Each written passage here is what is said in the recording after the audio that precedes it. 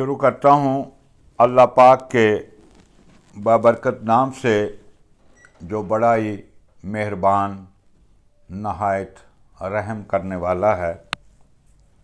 اس وقت آپ کی جڑت ہے سی ٹی وی کے ساتھ اور میں ہوں طارق عثمانی۔ آج میں نے آپ کے لیے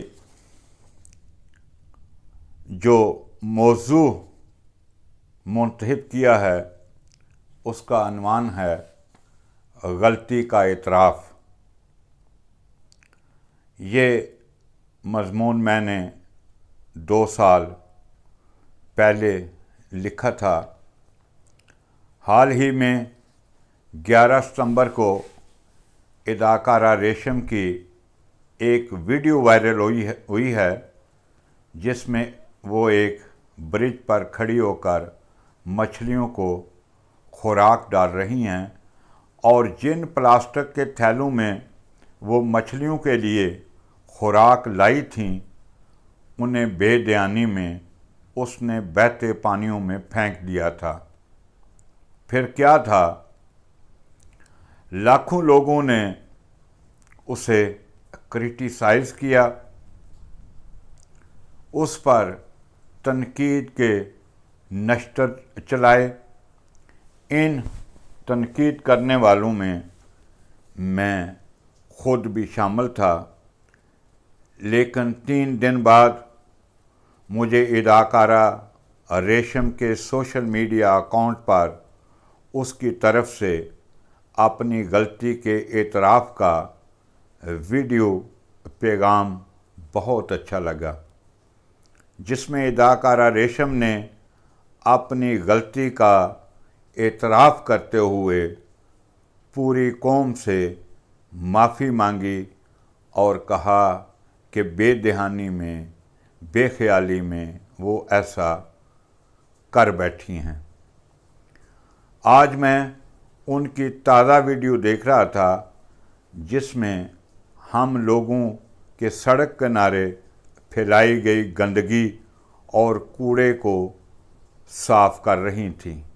یہ پیغام ان کی طرف سے ان لاکھوں انسانوں کو دیا گیا تھا جو انہیں چند پلاسٹک کے شاپر پانی میں بہانے پر تنقید کر رہے تھے اور الزام عائد کر رہے تھے کہ تمہارے اس فعل سے پانی آلودہ ہوا ہے اور آلودگی پھیلانے میں تمہارا کردار ہے۔ حالانکہ ہم ایسا معاشرہ ہیں جو پورے گھر کا گند صاف کر کے اپنے ہی ہاتھوں سے اپنے ہی دروازے کے سامنے سڑک کنارے پھینک دیتے ہیں۔ ہمیں اس طرح کی غلطیوں کا اعتراف کرتے ہوئے اپنی بھی اصلاح کرنی ہوگی۔ تحریر کی طرف جانے سے پہلے اگر آپ نے چینل سبسکرائب نہیں کیا تو چینل کو سبسکرائب کر لیں، ویڈیو کو لائک کریں اور شیئر کریں۔ غلطی کا اعتراف، تحریر طارق عثمانی۔ انسان غلطی کا پتلا ہے۔ ہر انسان سے غلطی اور خطا ہوتی ہے۔ غلطی کر کے اس کا اعتراف نہ کرنے والا شخص بزدل ہوتا ہے۔ جو غلطی کر کے اس پر ڈٹ جائے اور اپنی غلطی کو تسلیم نہ کرے، اس کی شخصیت اندر سے کھوکھلی ہوتی ہے اور وہ اپنی غلطی پر ڈھیٹ بن کر سماج میں چلتا پھرتا ہے۔ ایسے لوگوں کی معاشرے میں کوئی عزت نہیں ہوتی۔ غلطی کا صحیح تدارک یہ ہے کہ انسان خود اپنے آپ میں اپنی غلطیاں تلاش کر کے ان کی اصلاح کرتا رہے تاکہ کسی کو شکایت کا موقع نہ ملے۔ اقرار الحسن سید پاکستان کے ایک معروف ٹی وی چینل کے اینکر ہیں۔ اپنے ایک حالیہ پروگرام کی ریکارڈنگ کے دوران شہری کو سرے عام تھپڑ مار دیا اور اقرار الحسن کی موجودگی میں دیگر بہت سارے لوگوں نے بھی اس شخص پر تشدد شروع کر دیا۔ اس واقعہ کی ریکارڈڈ ویڈیو سوشل میڈیا پر وائرل ہوئی تو اقرار الحسن کو شدید ترین تنقید کا نشانہ بنایا گیا۔ لوگوں نے اپنا رد عمل دیا کہ کسی شخص کو کسی دوسرے شخص کو سر عام مار پیٹ کرنے کا کوئی حق نہیں پہنچتا، چہ جائے کہ وہ ایک معروف اینکر ہوتے ہوئے عام شہریوں کے بنیادی حقوق کا دعویٰ کرتے ہوئے کسی پر خود بھی تشدد کرے اور دوسروں سے بھی مار پیٹ کروائے۔ ایسے شخص کا یہ فعل صحافتی ضابطہ اخلاق کی بھی خلاف ورزی ہے۔ میرے سمیت بہت سارے صحافیوں نے اس وقت بھی اس واقعہ کی اور تشدد میز عمل کی اور اقرار الحسن کے رویے کی مذمت کی۔ سوشل میڈیا پر یہ ٹی وی اینکر ملک کے اندر اور باہر لوگوں کی طرف سے بھی تنقید کا نشانہ بنا۔ صارفین کا کہنا تھا کہ جو بھی وجہ ہو، ایک اینکر کو کسی اور پر ہاتھ اٹھانے کی اجازت نہیں۔ اس کو قانون اپنے ہاتھوں میں لے کر سر عام عدالت لگانے کا اختیار نہیں ہے کہ وہ لوگوں کے جرم کی نشاندہی کرے اور خود ہی اس کو سزا دینا شروع کر دے۔ سوشل میڈیا صارفین کی شدید تنقید کے بعد اقرار الحسن نے سماجی رابطے کی ویب سائٹ ٹویٹر پر جاری اپنے ویڈیو پیغام میں اپنی اس غلطی کا اعتراف کیا اور اپنے اس فعل پر شرمندگی اور ندامت کا اظہار کیا۔ اقرار الحسن سید کی طرف سے اپنی غلطی کے کھلے عام اعتراف کے بعد دوبارہ سوشل میڈیا کے صارفین کی حمایت حاصل کی اور ٹویٹر پر ان کے حق میں ٹرینڈ دوبارہ ٹاپ کر رہا تھا۔ کہنے کا مقصد یہ ہے کہ مذکورہ اینکر نے سر عام اپنی غلطی کا اعتراف کر کے ایک ناخوشگوار واقعہ کو خوشگواری میں بدلا اور لوگوں سے اپنے رویے پر معذرت کی۔ ہندوستان کے بہت بڑے مسلم سکالر مولانا وحید الدین خان اب اس دنیا میں نہیں ہیں، اللہ ان کو غریق رحمت کرے،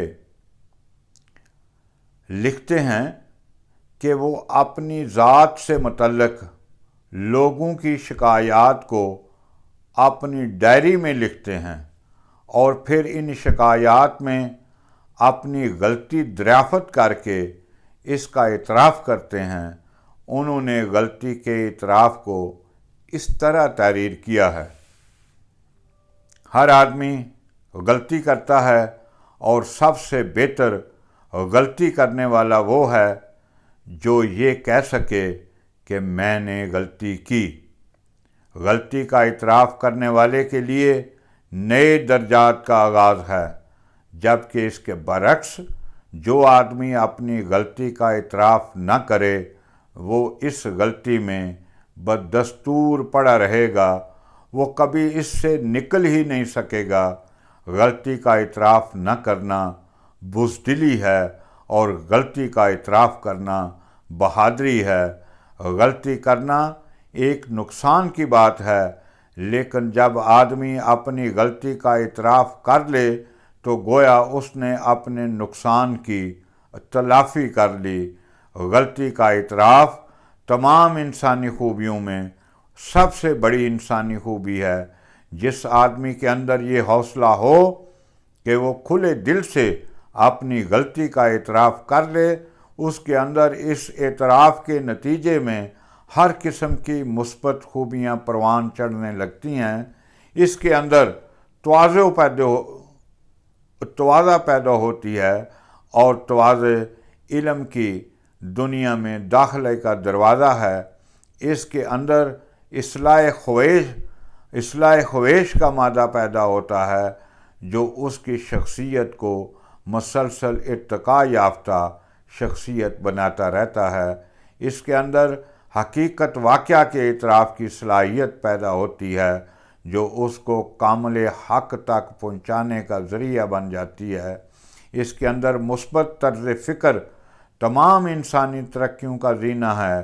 اس کے اندر تکبرانہ نفسیات کی جڑ کٹ جاتی ہے، اور جو شخص تکبرانہ نفسیات سے پاک ہو وہی وہ شخص ہے جس نے سچی انسانیت کا تجربہ کیا۔